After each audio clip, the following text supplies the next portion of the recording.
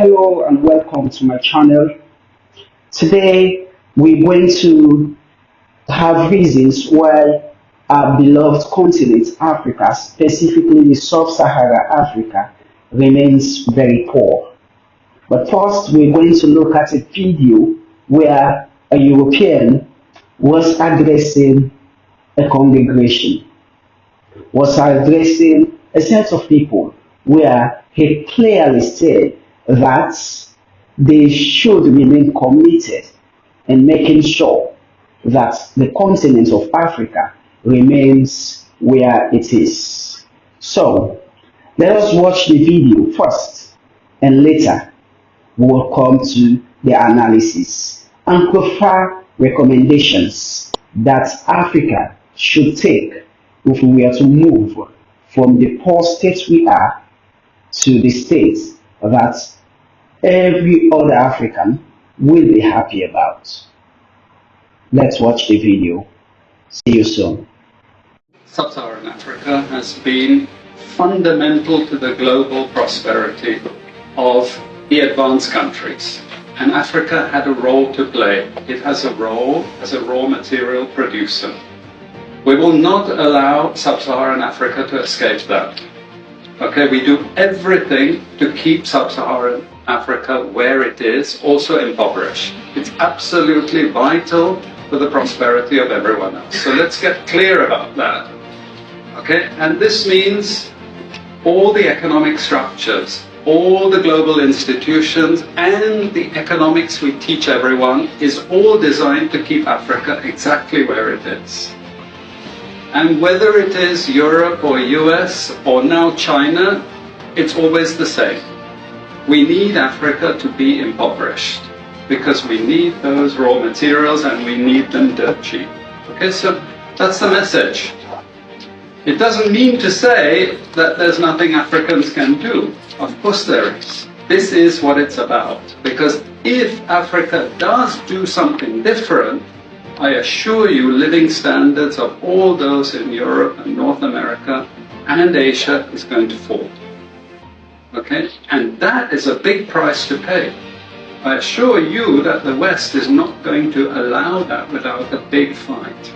Okay? So the job of many Western academics is to convince Africans they have to keep doing what they're doing. Okay?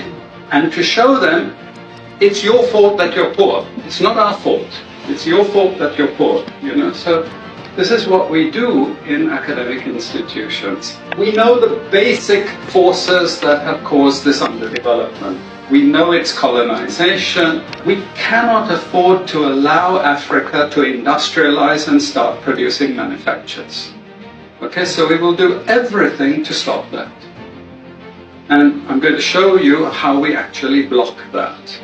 We had East Asian rapid industrialization processes. So in the earlier period, we had Japan and Korea and Taiwan. Okay, rapid growth, sucking in raw materials from Africa, driving up the prices. And after those countries finished industrialization, then Sub-Saharan African growth rate again fell. Sub-Saharan Africa is condemned to this role. Just the supplier of raw materials, not a manufacturer. The currencies are collapsing of these countries, and many of them are sub-Saharan African countries. After colonization ended, we needed new structures to keep these countries where they were. Okay? And the first of those is aid. Okay? We give them aid. Aid for what? Actually, we give them aid to keep repressive regimes in power. That's all. All the hypocrisy about transparency and democracy and bullshit like that, it's all bullshit. But it would go to country after country offering loans. And if the president did not accept the loan, they were killed. It's just economics. It's economic warfare. The rich declare war on the poor. It happens everywhere. It happens in a country. The rich control the government. Of course they do. You really believe you have democracy? Come on. You know, I mean, grow up. Who has all the subsidies and income support? US, Europe. The largest budgets in the world for supporting their farmers are Europe and US. You see, we're keeping them dependent. We're keeping them on a string. This next round of the WTO is designed to block that. To block anyone else getting on top of the ladder. Wow. Wow. Isn't this incredible? Isn't it enough for our leaders to understand that there are lots Africa can afford? There are a lot of things Africa can do. There are lots of opportunities within Africa if we decide to stand as a continent, stop the begging, stop involving the Europeans into our activities, adopt the democracy that we think is worthy of our democracy, of our continent, so to speak. Isn't this enough for Africans to understand that the economics we learn today is not shaped to ensure prosperity in the continent? Isn't this enough for our leaders to know that our raw materials should not be sold on cheap grounds to Europeans? Isn't this not enough also for our leaders to take actions to work towards what Kwame Nkrumah once recommended on the very first meeting that saw the establishment of the African Union, then the Organization of African Union? Is it this time for Africa to come together and fight for a common market? Is it not time for Africa to come together and ensure we have a single currency? You see, they laugh at us. They feel very happy that our currencies keep devaluating every day. They feel very happy about it. But guess what? It's a mission that they are on. And the mission is to see that the continent does not stand. The continent remains impoverished. The continent remains as poor as it is, so that they will continue to prosper. They had enslaved us. We became slaves to them. They have colonized us. They took our lands from us. They made us slaves in our own land. And as if that is not enough, today there's a new form of colonial rule, the neo-colonialism. There's a new form of colonial rule. To date, our democracy is still being determined by them.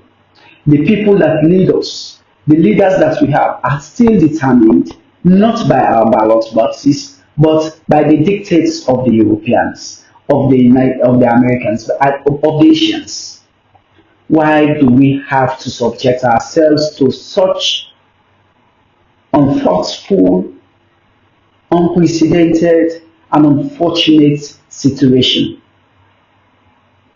It is clear from the video that if Africans can stand together, can come together and begin to act contrary to the way they had shaped our thoughts, we will definitely become the continent that is very, very, very, very okay. Africans will not need to go to Europe for better life. They would not need to die on the Mediterranean Sea. They would not. But because our leaders are so blinded, because they have given allegiance to the Europeans, to the Americans, to the Asians, that is why they continue to fail, they continue to refuse to take actions that are aimed at taking us from this debilitating economic state that we are in. Africa should stand up. Africa should rise above what the Europeans think we are. They know we have the power, they know we have the will, they know we can do it, but they are committed to making sure that we do not achieve that. Let us do our best to change the narrative in this very beautiful continent that we are living in. Let us change the narrative. It begins with restructuring the African Union, which has over the years been controlled by Europeans, by Asians, by Americans. There's the European Union, which does not listen to the EU, to the AU, to the UN. They do what they want. They have their own laws, and it is their laws that they follow.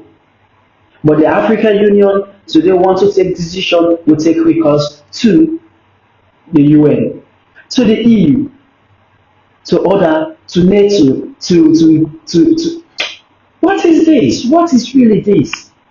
We must stand, we must try to change things, we must try to achieve something for ourselves. Until then, we will continue to suffer. Until then, we will continue to implement their laws, not ours. Until then, we will continue to implement their own democracy, the democracy that suits them, not ours. Until then, our currency will continue to diminish, to fall, and they will continue to laugh at us. If you are new to my channel, please subscribe for more of this content. Thank you.